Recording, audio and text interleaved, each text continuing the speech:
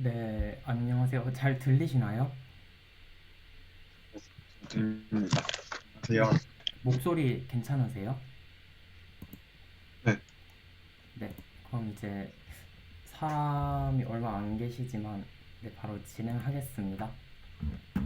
화면 공유 되셨죠? 네, 보입니다. 네, 잠시만요.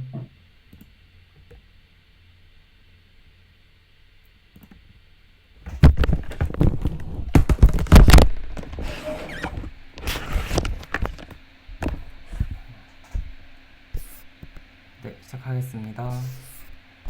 네, 일단 저희가 기본적인 단어는 이렇게 population은 이제 한국어로 하면 모집단이라고 볼 수 있고요. 파라미터는 이제 모집단의 그런 특성을 나타내는 그런 거라고 생각하시면 돼요. 그래서 모집단에서 이제 노인 인구, 나이, 아니면 뭐 사람의 뭐 평균 수입 그런 부분이요. 그 샘플은 이제 모집단에서 아시다시피 몇 명을 모집단이 엄청 클 때가 많아서 이제 그 중에서 몇 명을 추출하는 게 샘플이고요. 그럼 샘플의 성격을 이제 버라이어블이라고 합니다. 이 정도 이제 수업 들으셨으니까 다 아실 것 같아서 넘어갈게요. 네, 이제 버라이어블의 종류인데요. 이렇게 퀀터테이티브는 이제 숫자로 나타낼 수 있는 걸 말해요. 예를 들면 이제 사람의 나이나 수입처럼 딱딱 숫자로 떨어질 수 있는 그런 것들이요. 그 이제 퀄리테이티브는 이제 이거 숫자로 나타낼 수 없는 것들을 말해요. 예를 들면 이제 교육 레벨 같은 데선 이제 대졸이냐 고졸이냐 아니면 이제 마리탈 스타투스 같은 경우에 결혼한 그런 종류인데 뭐 이혼인가 기혼인가 그런 것들이요. 그래서 이제 이런 퀄리테이티브는 여기 숫자로 딱딱 떨어질 수 없는 것들이죠. 네, 그리고 이제 두 번째로 분류할 때는 이제 디스크리트와 컨티뉴어스가 있는데요. 디스크리트는 이제 이렇게 분리된 숫자로 나타낼 수 있는 것들을 말해요. 딱 이제 일반적인 숫자처럼 이제 0, 어? 잠시만요. 네. 네, 일반적인 숫자처럼 0, 1, 2, 3 같은 경우예요. 그리고 이제 continuous variable은 이제 이런 이제 discrete 같은 경우를 finite라고 하고요. continuous 같은 경우를 infinite라고 해서 이제 이거는 일반적으로 소수를 포함하신다고 생각하면 돼요. 이제 continuous 같은 경우에는 이제 말씀드린 것처럼 이제 시간이나 높이 뭐 무게 그런 게 있는데 이제 주로 저희가 편의상 이제 뭐 3시다 173점 몇 센티미터다 이렇게 하는데 사실 이게 소수점으로 편하게 나타내서 그렇지 실제로는 이게 3.0000003시 이런 식으로 되게 복잡하잖아요. 시간이랑 이런 거 계속 흐르고 있으니까. 그래서 이런 부분을 이제 continuous variable이라고 해요. 그래서 이런 버라이어블의 종류를 가지고 이제 데이터를 같이 생각해야 되는데 데이터 같은 경우에 이제 첫 번째는 인터벌 데이터인데요. 이 친구가 제일 이런 풀이 넓다고 해야 되나? 범위가 넓다고 보시면 돼요. 그래서 이제 인터벌 데이터 같은 경우에는 진짜 숫자에 대한 걸 다루는 경우가 많아요. 예를 들면 이제 아까 말씀드린 것처럼 이렇게 무게, 높이, 뭐 시간 아니면 이런 수입 레벨 이런 정도처럼 약간 되게 이런 퀀티테이티브적인 부분을 많이 다루는 게 인터벌 데이터입니다. 그리고 두 번째는 이제 ordinal 데이터인데요. 이제 보통 이제 인터벌 데이터랑 그 외의 것들로 분류하시는 게 좋아요. 처음에는. 이제 ordinal 데이터는 저희가 아까 위에서는 일반적인 이런 진짜 숫자를 뜻한다고 했잖아요. 근데 이제 ordinal 데이터에서는 물론 이런 퀀테이티브가 될 수도 있고 카테고리컬이 될 수도 있지만 이쪽이 좀 더 강하다고 보시면 돼요. 물론 이 두 개 다 특성이 있습니다. 네, 그래서 이런 카테고리컬적인 경우 때문에 예를 들면 이제 어, 교육의 레벨이 얘가 상, 중, 하로 왜 이러지? 네. 교육의 레벨이 상, 중, 하로 나눠질 수 있잖아요. 그래서 이런 경우에 이제 저희가 편의를 위해서 이제 나중에 숫자로 쉽게 비교를 하기 위해서 임의로 숫자를 이렇게 배정해 줘야 되는데, 이제 상, 중, 하의 경우에는 이렇게 딱 정도가 나누어져 있잖아요. 그래서 상의 경우에는 저희가 임의로 3이라는 숫자를 배정하고, 중에는 2라는 숫자를 배정하고, 하에는 1이라는 숫자를 배정할 수 있어요. 물론 이제 3, 2, 1 말고도 뭐 6, 3, 2, 5, 4, 3 이런 식으로 아무 숫자를 배정해도 되는데, 단 이제 이 상중하에 따라서 그 숫자의 크기도 같이 작아지는 이 순서는 꼭 지켜주셔야 되는 겁니다. 그래서 여기 order is nearly mirror라고 언급해놨고요. 그리고 노미널 데이터가 이제 제일 풀이 적고 제일 단순한 그런 친구예요.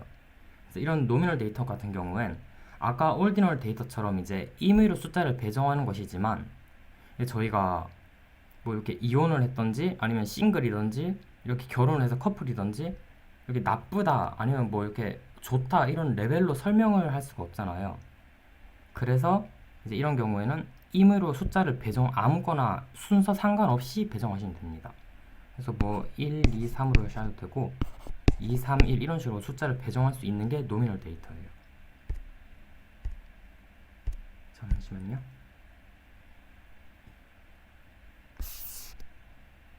네, 그리고 이 부분은 이제 그래서 노미널, 올디널, 인터벌을 그림으로 나타낸 그건데요. 아마 이런 부분을 시험에서 아마 네, 객관식으로 물어볼 확률이 높을 것 같아요. 근데 이거 그림으로 하니까 되게 알아보기 힘들어서 제가 이렇게 한국어로 정리를 했습니다. 뭐 간단히 보시자면 이제 인터벌은 네, 실제 숫자여서 퀀티테이티브하고 숫자를 그대로 나타내기 때문에 디스크리트 같이 일반 숫자를 나타낼 수 있고 컨티뉴어스 같이 소수점의 숫자로도 모두 나타낼 수 있습니다. 그래서 인터벌 같은 경우에는 유일하게 컨티뉴어스를 사용 가능하다는 게 이제 큰 특징이고요. 이제 올디널 데이터의 경우에는 실제 데이터가 이제 숫자가 아니라 이제 뭐 교육의 레벨 상중하처럼 그런 경우가 많지만, 이제 임의로 숫자를 배정해야 크기 비교가 이제 그런 정도의 비교가 편하기 때문에 숫자를 크기를 지켜서 부여하는 것입니다. 이제 가끔 퀀티테이티브로 취급되는 점 유의하셔야 되고요. 그 노미널의 경우에는 무조건 카테고리고 이제 무지성으로 그냥 숫자를 부여하는 특성이 있어요. 네. 그 다음에 또 이제 질문이 있는데요. 네, 방금 위에 설명에 네.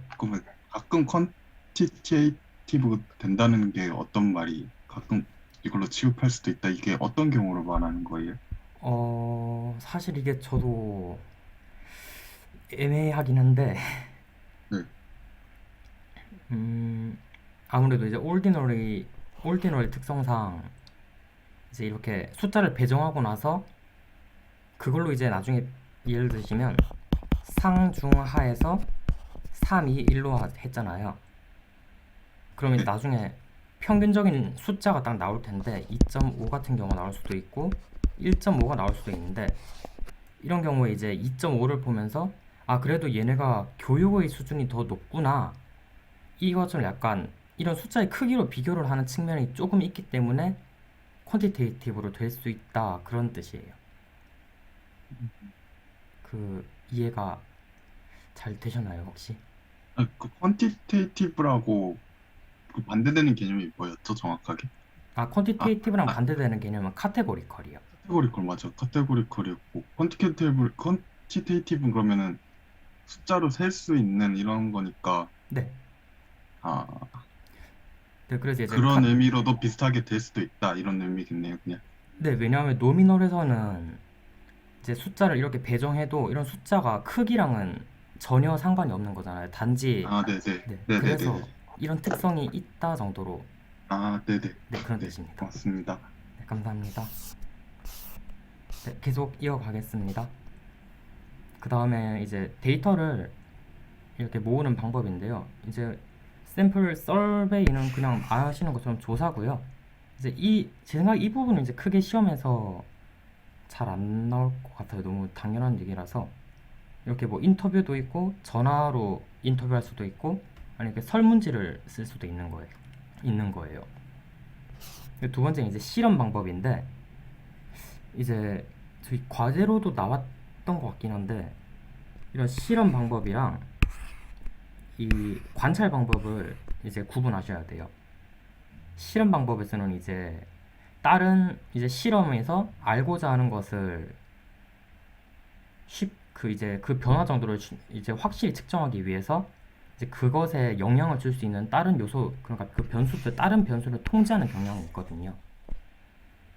그러니까 A랑 B라는 이런 것에 의해서 A에 의해서 D가 나온지 봐야 되는데 그 B와 C 같은 경우에 이제 또 이 D에 영향을 줄 수도 있잖아요. 그래서 B하고 C가 이 D에 영향을 줄 수 없도록 통제하는 것. 이게 실험이에요. 그리고 이제 관찰 같은 경우에는 이런 통제 과정이 없고 그냥 단지 관찰하는 것이 특징입니다. 그래서 여기 변수 통제 없이 관찰 이렇게 돼 있고요. 제 노트북이 좀 안 좋아서 죄송합니다. 네, 그 다음에 에러 이런 변수들에 의해서 에러가 발생하는 건데요. 이제 샘플링 에러는 아주 자연스러운 거예요. 이제 저희가 샘플이 아무리 커도 모집단이 될 수는 없잖아요. 왜냐하면 모집단이 돼버린 건 샘플이 더 이상 아니니까. 그래서 이제 샘플이 이기 때문에 이제 모집단의 결과와는 차이가 있을 수 있다. 그런 게 바로 샘플링 에러고요. 이제 당연히 이런 샘플의 개수가 커지면 커질수록 이 샘플링 에러는 줄어듭니다. 그리고 그 다음에 이제 이름은 비슷한데 다른 과정이에요. 샘플링 바이어스인데요. 이거는 이제 샘플을 뽑는 과정에서 이제 샘플을 뽑을 때도 골고루 이제 대표성을 가지도록 뽑아야 되는데 그런 과정에서 이제 주관이 개입되어 버려서 이제 샘플이 대표성을 가지지 못하는 그런 경우가 있어요. 그런 경우를 샘플링 바이어스라고 하고요. 이것은 이제 저희가 고칠 수 있는 문제입니다. 네, 그 다음에 세 번째로는 리스폰스 바이어스인데요. 이제 저희가 아까 인터뷰나 이제 전화 아니면 설문지 그런 걸 한다고 했는데 그런 경우에 이제 설문지의 질문이 좀 길거나 해서 이제 응답자가 실수를 할 수도 있고 아니면 귀찮아서 이제 성의 없는 대답을 할 수가 있어요. 이것 때문에 발생하는 게 바로 리스폰스 바이어스입니다. 아니 이제 두 번째로는 논 리스폰스 바이어스인데요. 이제 리스폰스 바이어스는 응답을 하면서 나타나는 그런 문제이지만 논 리스폰스는 말 그대로 이제 설문지를 받았을 때 그러니까 설문지의 답을 아무것도 체크하지 않고 내버리는 그런 경우를 뜻해요. 이런 경우에는 이제 샘플이 하나 없어지는 것이기 때문에 아까 위에 이런 샘플링 에러가 더 커지는 문제가 발생합니다. 네, 그 다음에 이제 샘플을 모으는 방법인데요. 이제 제일 간단한 게 시스테믹 랜덤 샘플링이에요. 이제 시스테믹 랜덤 샘플링 같은 경우에는 이제 모집단이 3만 명이고 그 중에 저희가 100명의 표본을 뽑는다고 가정했을 때 이제 300명씩 100개의 그룹으로 나누는 거예요, 처음엔. 그 다음에 이제 그 100개의 그룹, 이제 각 그룹당 한 명씩 이제 샘플을 추출하는 것. 그것이 바로 이제 시스테믹 랜덤 샘플링입니다. 사실 이 부분은 네, 크게 다루진 않을 것 같고요, 시험에서. 제 생각에 이제 밑에 스트래티파이드랑 뒤에 나타나는 클러스터 샘플링이 시험에 아마 한 문제는 나오지 않을까 싶어요. 이제 스트래티파이드 샘플링은 예를 들어서 이제 저희가 이렇게 민주당이랑 이제 보수 이런 두 개의 당이 있다고 했을 때 이제 이 두 개의 당을 골고루 뽑기 위해서 이 리버럴에서 몇 명을 뽑고 리퍼블릭에서 몇 명을 뽑는 그런 방식입니다. 이런 경우에 이제 가정을 해서 저희가 리버럴이 100명이고 리퍼블릭이 50명이라고 할게요. 그럴 때 이제 2대1의 비율이잖아요. 그래서 이 프로포셔널 하다고 할 때는 이제 2대1의 비율을 지켜서 샘플을 뽑을 때를 말하고, 디스프로포셔널 샘플은 이제 이 2대1의 비율을 무시하고 그냥 임의로 리버럴에서 몇 명, 리퍼블릭 몇 명 이렇게 뽑는 것을 의미합니다. 네. 그 다음에 클러스터 샘플링인데요. 이제 모집단이 엄청 큰 경우가 많잖아요. 예를 들면 뭐 작게는 이제 대한민국 인구, 이제 크게는 뭐 아시아 인구 그런 것처럼요.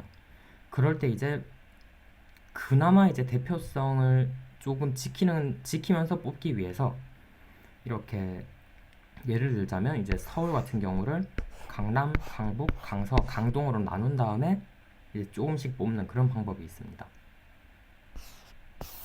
근데 이제 스트래티파이드랑 클러스터 샘플링 사이에 구분하는 게 좀 어려울 때가 있는데요. 이제 그럴 때는 이 스트래티파이드 같은 경우에는 이제 대표성을 위해서 이렇게 그룹으로 나눠서 뽑는다고 생각하시면 되고요.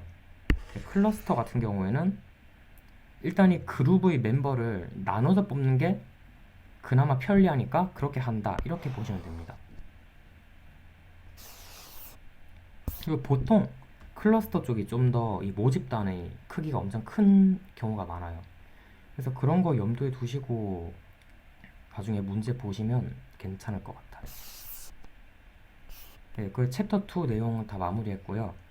챕터 3로 바로 들어가겠습니다. 네. 이제 여기서는 이제 저희가 가정을 해서 100명 중에서 이제 A 플러스가 5명이라고 할게요. 그럴 때 이제 프로포션 같은 경우는 단순히 비율이어서 이제 100분의 5, 100명 중에 5명을 나타내는 것입니다. 그리고 퍼센테이지는 아시다시피 이제 백분율이라고 해서 여기 100을 곱하면 5%가 되는 거고요. 그 다음에 이제 frequency distribution은 이제 각 카테고리마다 얼마나 이런 샘플이 거기에 속해 있는지 그것을 나타내는 건데요.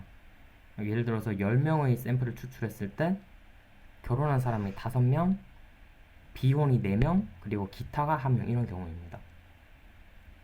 그리고 이제 relative frequency distribution은 이렇게 5명, 4명, 1명이 나타난 결과를 이렇게 50%, 40%, 10%로 백분율처럼 나타낸 거예요. 아주 간단한 그런 부분이었고요. 네. 그 다음에 바 차트랑 파이 차트가 있는데요. 그냥 보시면 될 것 같아요. 이 부분은 제가 크게 설명할 게 없어요. 그 다음에 히스토그램인데요. 히스토그램 같은 경우에는 퀀티테이티브한 버라이어블의 경우에 쓰고 있고요. 그 말은 이제 저희가 인터벌 데이터에 쓴다고 볼 수 있죠. 그래서 이제 히스토그램 같은 경우 인터벌은 이제 소수점 같은 경우도 되게 중요한 그런 데이터잖아요. 그래서 이제 위에처럼 이렇게 나타낼 수 없는 거예요. 그래서 이제 여기 보시면 바 차트는 되게 이 사이 간격이 떨어져 있거든요. 이런 식으로. 그런데 이 인터벌 데이터는 중간에 떨어져 있을 수가 없어요. 왜냐하면 중간에 소수가 다 끼어 있잖아요. 연속되는 숫자이기 때문에. 그래서 이렇게 사이가 보시면 다 이렇게 붙어 있습니다. 그래서 보통 이렇게 10에서 1에서 10까지, 11에서 20까지 이런 경우로 인터벌로 나타내고 있고요. 이게 이제 mutually exclusive 해야 된다는 게 무슨 말이냐고 하면 0에서 0 이상 10 미만 이렇게 해놨을 때 이 다음에 나타나는 범위는 10을 포함해야 되는 거죠. 이런 식으로 가야 되는데 이제 틀린 케이스가 이제 0 이상 10 이상으로 해놓고 여기서 또 10을 포함하는 이런 경우인 거죠. 이런 경우에는 틀린 것이고 이게 맞는 경우입니다.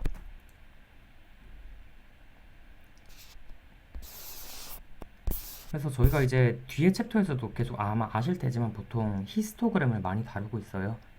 그래서 히스토그램이 보통 주는 스탯의 그런 내용이라 생각하시면 좋을 것 같습니다. 잠시만요.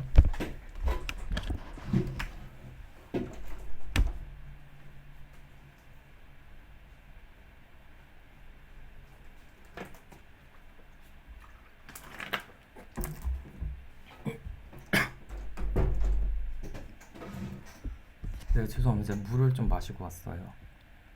네, 그 다음엔 이제 이 부분도 시험에 그렇게 중요하게 다루지는 않을 것 같긴 한데 이제 뭐 뿌리와 잎사귀라는 그런 걸로 생각하시면 되고요. 이제 퀀티테이티브한 데이터에 따라서 여기 보통 데이터가 이렇게 12, 13 이제 이게 10의 자리인 거예요. 그래서 이제 뒤에는 이제 1의 자리고요. 그래서 이렇게 하면 이제 10이란 데이터가 있고 13이라는 데이터가 있고 20이라는 데이터가 있고 21이라는 데이터가 있대 쭉쭉쭉 나가시면 되고요. 이제 이걸 통해서 그 각각의 데이터가 어떤 데이터가 있는지를 쉽게 눈에 파악할 수 있습니다. 네, 그 다음에 이제 그 디스트리뷰션의 모양인데요. U 쉐이프가 돼 있고 U 쉐이프는 이제 밑으로 이렇게 U 모양으로 돼 있는 것을 뜻하고요. 벨 쉐이프 같은 경우는 이제 종처럼 이렇게 위로 솟은 모양을 뜻합니다. 그리고 스퀴드는 이제 이걸 테일이라고 하거든요. 꼬리처럼 길잖아요. 그래서 한쪽으로 꼬리처럼 돼 있는 것을 이제 스퀴드라고 하는데 이게 오른쪽으로 가 있을 수도 있고 왼쪽으로 가 있을 수도 있습니다. 그래서 저희가 U 쉐이프면서 U 쉐이프와 이 벨 쉐이프는 이렇게 반으로 갈랐을 때 이게 왼쪽과 오른쪽의 모양이 똑같다는 특징이 있어요. 그다음 두 번째로 구분할 땐 이제 그 산 봉우리, 그러니까 꼭대기가 몇 개냐에 따라서거든요.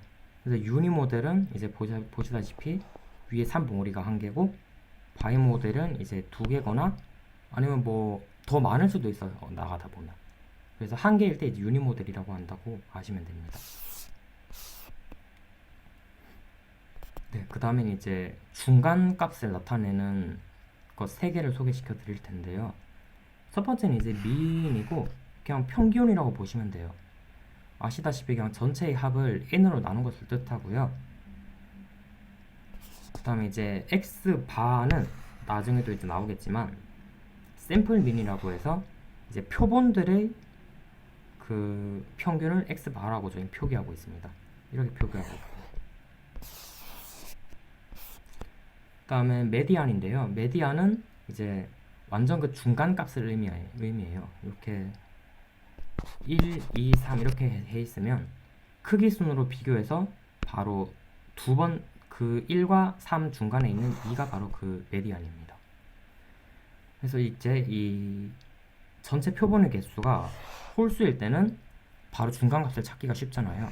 3 이렇게. 그런데 이게 짝수일 때는 완벽한 중간이 없어요. 한 개의 숫자가. 그래서 이런 경우에는 중간에 두 개의 숫자를 이렇게 합한 다음에 2로 나누어져서 3.5라는 메디안이 생깁니다. 네, 그 다음에 모드는 제일 간단해요. 그냥 그 디스트리뷰션이 제일 많이 나온 게 그 모드라고 하는 거예요. 저희 아마 제일 그런 중간 값을 찾는 게 떨어지겠죠. 아무래도 제일 많이 나온 것만 찾다 보니까. 자, 그 다음에 이 민, 메디안 모드 각각의 특징인데요. 민 같은 경우에는 이제 퀀티테이티브한 것에 쓰이고 있고요. 이렇게 아웃라이어에 의해서 이제 좀 영향을 받을 때가 많은데 이 아웃라이어가 뭐냐고 하면 저희가 1, 2, 3이랑 100이 있다고 가정할게요. 그러면 1, 2, 3이 1, 2하고 3만 있을 때는 평균이 이제 2처럼 되게 이 대표성을 가지지만 갑자기 여기에 100이 돼버리면 여기 100을 더했는데 나누기는 4밖에 안 되니까 그 평균이 엄청 커지겠죠. 이것처럼 아웃라이어는 얘가 특출나게 크거나 특출나게 작아서 이런 대표성을 가지게 하는데 그런 문제를 이렇게 만들어내는 그런 존재를 의미합니다. 네, 그 다음에 메디안은 이제 퀀티테이티브한 것과 또 이제 올디널 데이터에도 쓰일 수 있어요. 왜냐하면 올디널 데이터는 이런 크기가 중요하거든요. 그래서 아마 이런 특성 때문에 앞에서 올디널 데이터가 이런 퀀티테이티브한 면이 있다고 이제 책에서 말하는 것 같아요. 그래서 이제 보통 이 시메트리, 그러니까 앞에서 저희가 말한 것처럼 이 절반으로 잘랐을 때 이제 좌우가 같은 그래프에 대해서는 이 평균과 이 메디안이 동일합니다. 하지만 이제 스퀴드, 이렇게 꼬리가 있는 그래프에서는요, 이렇게 민과 메디안이 다르고요. 이제 이렇게 오른쪽에 꼬리가 있는 경우에는 메디안 민의 순으로, 그리고 왼쪽으로 꼬리가 있는 경우에는 민과 메디안 순으로 나타나고 있어요. 그리고 메디안의 가장 큰 특징은 이제 민과 달리, 평균과 달리 이제 아웃라이어에 의해서 영향이 되게 적다는 거예요. 왜냐하면 뭐 어떤 크거나 작은 수가 있더라도 결국 순서대로 나열한 다음에 가장 중간값을 뽑는 것이기 때문에 이런 아웃라이어가 큰 의미가 없다고 볼 수 있죠. 네, 그리고 모드는 이제 디스트리뷰션이 제일 큰 그런 데이터를 뽑는 것이다 보니까 모든 타입의 데이터에 사용할 수 있다는 특징이 있습니다. 그리고 이게 봉우리가 하나, 유니 모델에다가 이제 좌우가 같으면 이제 민과 메디안 그리고 모드까지 세 개 다 같다는 특징이 있고요. 네, 그 다음엔 이제 이런 데이터의 그런 버라이어빌리티를 설명하는 쪽인데요. 이 레인지 같은 경우는 그냥 범위라고 보시면 되고요. 최대값에서 최소값까지 그 거리를 말하는 거예요. 그리고 데비에이션은 뭐 이렇게 분산이라고 흔히들 알고 계실 텐데, 그런 분산과 이제 이런 표준 편차를 뜻합니다. 아시다시피 분산은 표준 편차의 제곱이고요. 그래서 분산을 알면 표준 편차를 알 수 있고 표준 편차를 알면 분산도 알 수 있습니다. 그래서 이제 표준 편차를 구하는 공식은 이렇게 돼 있는데요. 네, 공식은 시험에서 표준 편차를 구하라고 하는 경우도 나올 수 있기 때문에 외워두시는 게 좋을 것 같습니다. 네, 그리고 empirical 룰인데요. 이제 이렇게 평균이 있고 그것마다 이제 표준 편차를 하나씩 더한 이만큼이 있고 표준 편차 2개만큼의 거리인 이만큼이 있고 3개만큼의 거리인 이런 경우가 있을 거예요. 이런 경우에 이제 표준 편차 하나를 뺀 것과 하나를 더한 것 이 사이에는 68%의 이런 관찰 결과가 들어갈 수 있고, 이제 이어서 이제 2개의 이런 거리가 있을 때에는 95%가 들어갈 수 있고, 이제 3개의 경우 거리가 있을 때는 이제 거의 대부분의 자료가 다 들어갈 수 있다, 이런 뜻입니다.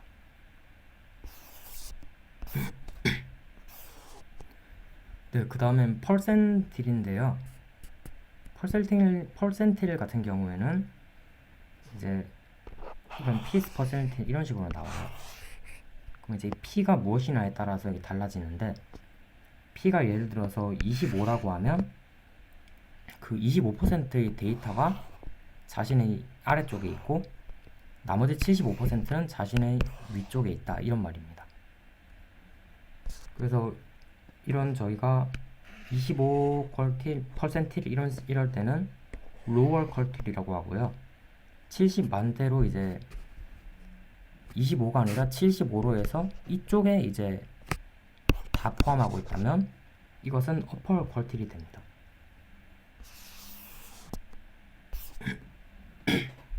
네, 그 다음엔 오늘 다룰 마지막 챕터인데요. 이제 프로바빌리티 같은 경우에는 그 전체 사건 중에서 이제 어떤 특정한 사건이 나타난 비율을 의미하고 저는 그것을 줄여서 PA라고 하고 있어요. 그 다음에 conditional probability는 그 어떠한 사건이 일어났다는 가정하에서 또 이제 특정 사건이 일어날 확률을 의미하는데요. 그것을 바로 PA 바 B 이런 식으로 나타낼 수 있고, 이런 B라는 조건 아래에서 A가 일어난다 이렇게 해석하시면 됩니다. 가끔 이제 시험 때 혼동하는 분들이 가끔 계시거든요. 그래서 이제 B라는 조건이 뒤에 있고 실제 사건이 앞에 있다, 이거를 알아두시면 돼요. 그 다음엔 independence, 독립이라는 뜻인데요. 이제 말 그대로 이제 이 경우에 B가 발생했다는 그런 사건이 A가 일어날 확률에 아무런 영향을 끼치지 않는 경우를 의미합니다. 이런 경우에 이제 아무런 영향을 끼치지 않기 때문에 당연히 PA는 이런 PA 바 B 이 조건부 확률과 똑같아요. 네, 그 다음엔 간단한 이제 확률을 이끄는 공식인데요. P not A는 아시다시피 A가 아닐 확률이고요. 전체 확률을 1이라고 하기 때문에 1에서 PA를 뺀 것이 됩니다. 그 다음에 PA and B는 그 저희가 A와 B를 이렇게 나타냈을 때 이 사이에 있는 이 교집합을 의미하는데요. 이것은 이제 PA와 PB 바 A와 A를 곱한 것과 같고 PB와 PA 바 B를 곱한 것과 같습니다. 그래서 아마 이런 부분은 시험에서 구하라고 할 가능성이 되게 커요. 네. 그 다음에 A or B인데요. A거나 B거나 이기 때문에 이것을 합집합이라고 볼 수 있고요. 여기 섹터로 나타내면 1 더하기 2 더하기 3이라고 볼 수 있어요.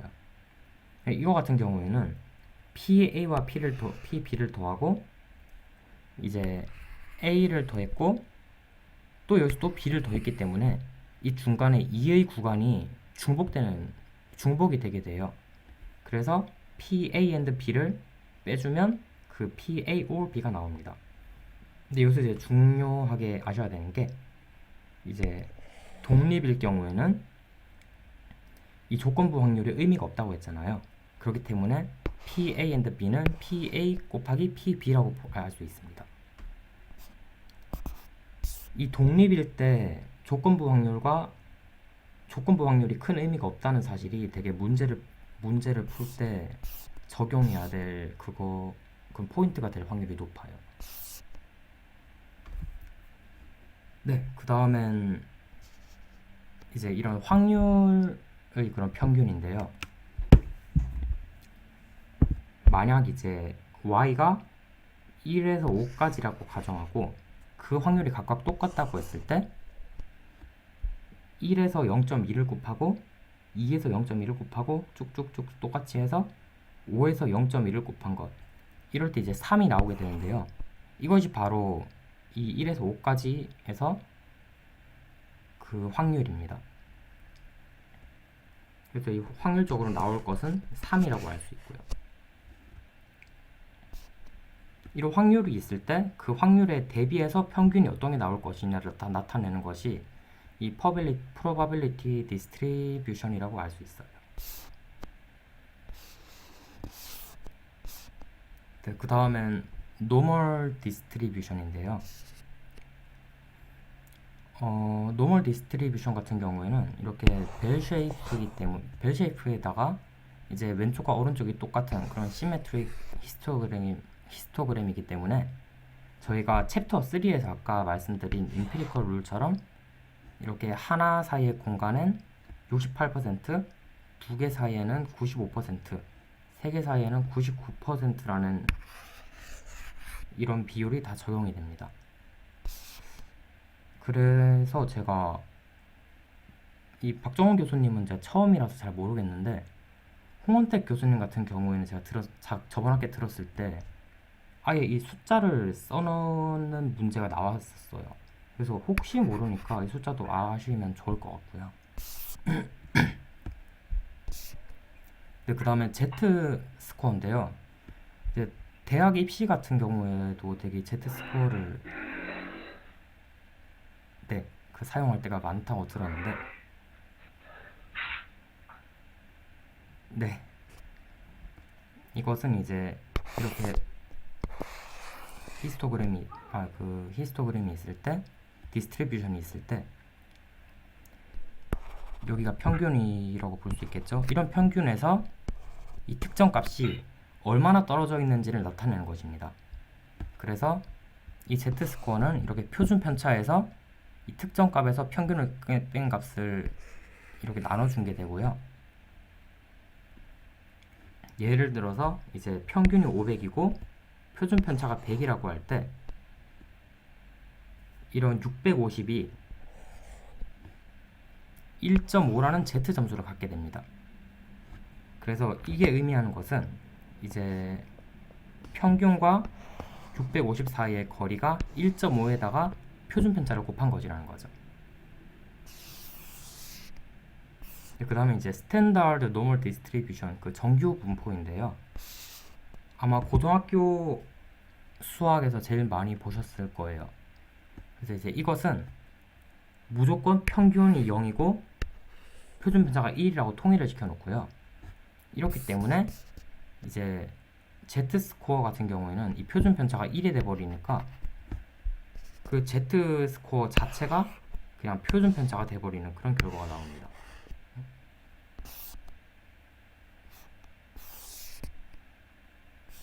네, 그 다음엔 바이버라이엇 프로바빌리티 디스트리뷰션인데요.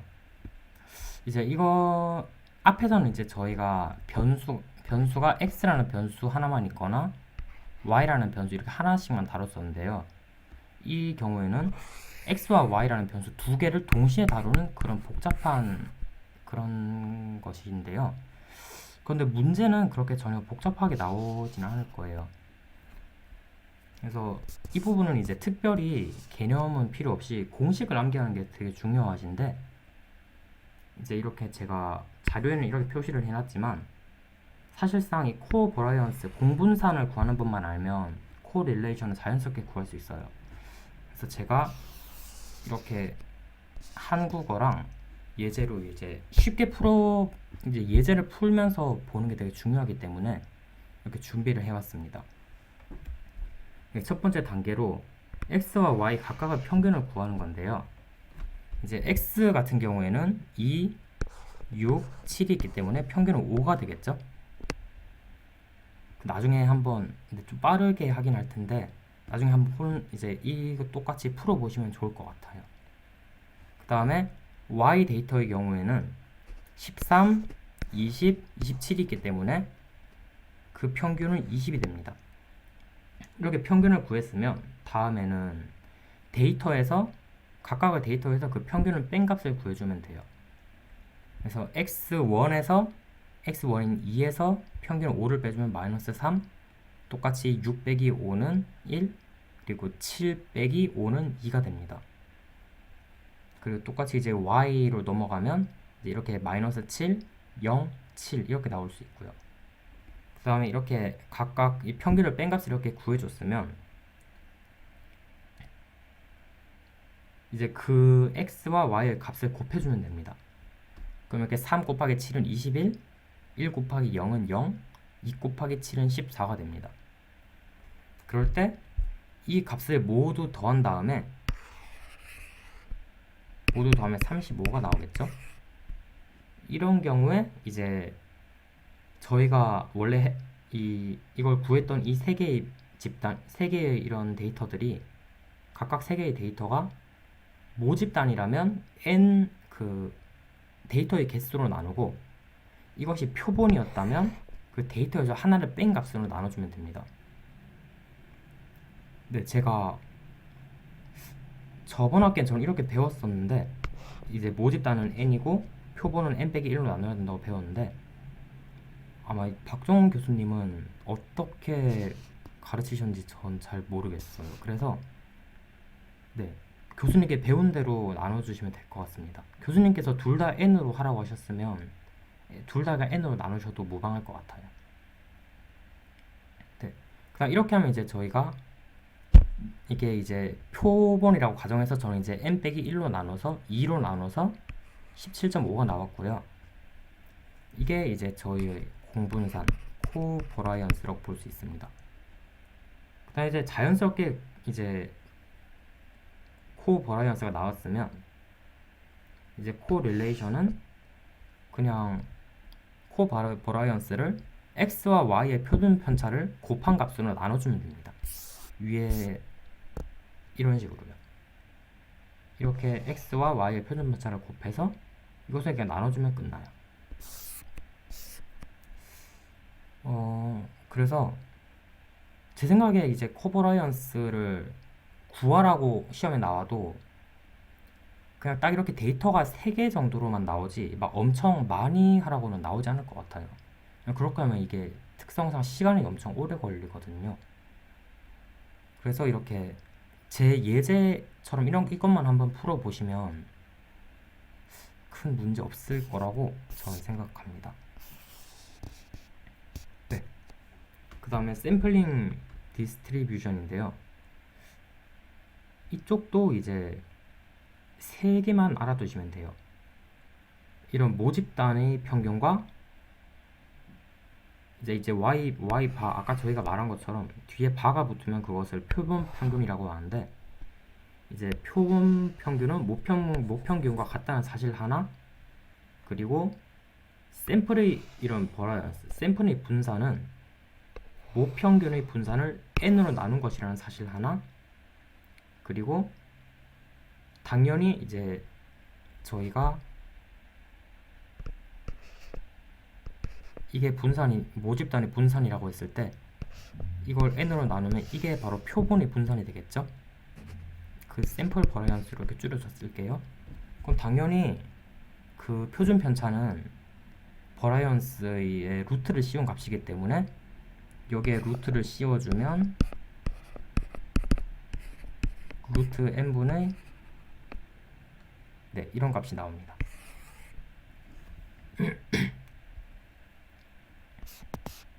그래서 이제 이걸 저희가 스탠다드 에러라고 하는데 그냥 스탠다드 데비에이션이랑 물론 이제 좀 더 깊이 들어가면 다른 개념이지만 그냥 여기 저희 레벨에서는 그냥 둘 다 비슷한 거다라고 생각하시면 될 것 같아요. 네. 그 다음에 이제 표준 편차의 그런 부분인데요. 저희가 이제 위에 이 표준 편차 같은 경우엔 모집단의 표준 편차잖아요.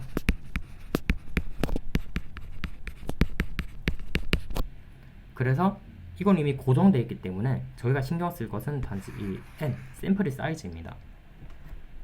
이 샘플 사이즈가 커지면 분모가 커지니까 당연히 이 샘플의 표준 편차는 줄어들겠죠. 그렇기 때문에 샘플의 표준 편차가 줄어든다는 것은 이 데이터 사이의 거리가 점점 좁아진다는 것을 의미하고, 좁아지면 좁아질수록 이렇게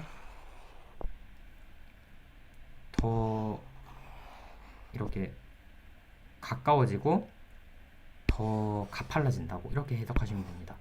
아마 이 부분이 객관식으로 나올 수도 있지 않을까 생각을 합니다. 네. 그 다음에 센트럴 리밋 시어름인데요. 이제 모집단 히스토그램의 모양에 상관없이 샘플의 개수가 커질수록 그 이제 샘플의 히스토그램은 벨 쉐이프에 가까워진다라는 뜻이에요. 그런데 이제 원래 모집단이 벨 쉐이프에 가깝다면 그 샘플은 그 개수가 이렇게 작더라도 금방 벨 쉐이프의 모습을 띌 수 있고, 모집단이 반대로 이제 벨 쉐이프에서 거리가 먼 이렇게 스퀴드, 꼬리가 있는 그런 모양이라면 샘플은 이제 벨 쉐이프의 히스토그램을 가지기 위해서 이제 벨 쉐이프인 친구보다는 더 큰 표본의 개수를 필요한다고 보시면 됩니다. 한마디로 노력을 더 해야 되는 거죠, 이 친구들. 왜냐하면 출신이 이제 이런 스퀴드이기 때문에 조금 더 표본의 개수를 많이 뭉쳐야 이런 벨 쉐이프가 될 수 있다는 뜻입니다. 이걸 그림으로 보시면 이렇게 알 수 있어요.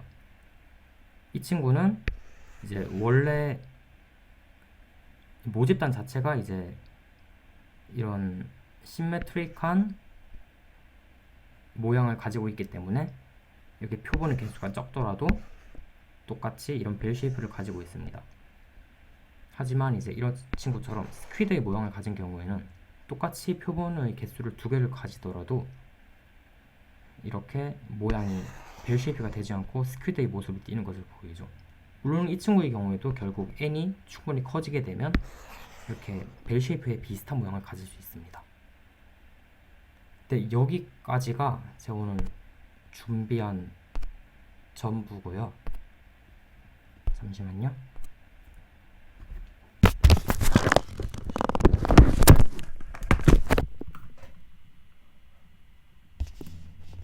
네,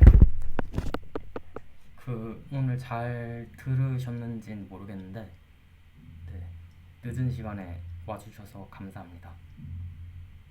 제가 이제 저번 학기에 홈스탯을 많이 들었었는데 이번에 새로운 교수님 스탯을 어쩌다 맡게 되다 보니까 이게 수업 커리큘럼도 그렇고 내용도 그렇고 되게 다른 점이 많은 것 같더라고요. 그래서 도움을 좀 많이 드리고 싶은데 시험에 관련해서도 근데 제가 겪어본 적이 없고 아는 게 없다 보니까 한계가 있네요. 네, 그리고 조만간 이제 중간고사 범위가 챕터 5 and 6라고 알고 있는데 제가 이제 5하고 6도 이제 자료도 만들고 해서 빠른 시일 내에 5, 6도 이제 TL 세션 진행하도록 하겠습니다.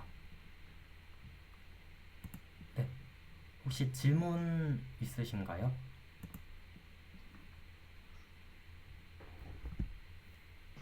TA님, 네, 혹시 그 마지막 슬라이드의 그림이 네, 위에서 아래로 순서대로 변형되는 건가요? 네, 위에서 이제 샘플의 개수가 많아질수록 아래로 변형되는 그런 그림입니다. 두 번째 라인이 네, 왜 그런 거죠? 제가 약간 잘 이해가 안 돼서. 근데 이게 그렇게 엄청 중요한 거는 아닌 것 같은데. 중요한 게 아니긴 한데 근데 저도 두 번째 이 세모 두 개는 이게 물론 벨 쉐이프는 아니긴 하지만 이게 왼쪽이랑 오른쪽이 똑같은 거 심메트릭이잖아요. 네. 그래서 이제 표본의 개수가 적어도 이게 벨 쉐이프가 될 수 있다 그런 뜻 같아요. 네. 감사합니다. 그리고 네, 5과 6과도 자료가 나오는 건가요? 그 5과 제가 혹시 보내드렸는데 6과. 5과는 6과요? 보여주셨네. 네네네. 그, 6과는 제가 저도 이게 홈스탯이랑 이게 많이 다르더라고요. 저도 이제 공부하고 책 보면서 만들다 보니까 시간이 조금 걸리고 있습니다. 네. 천천히 해주셔도 괜찮습니다. 감사합니다. 감사합니다. 그럼 오늘 다 끝나셨고 나가셔도 괜찮아요. 감사합니다. 안녕히 가세요. 알았습니다.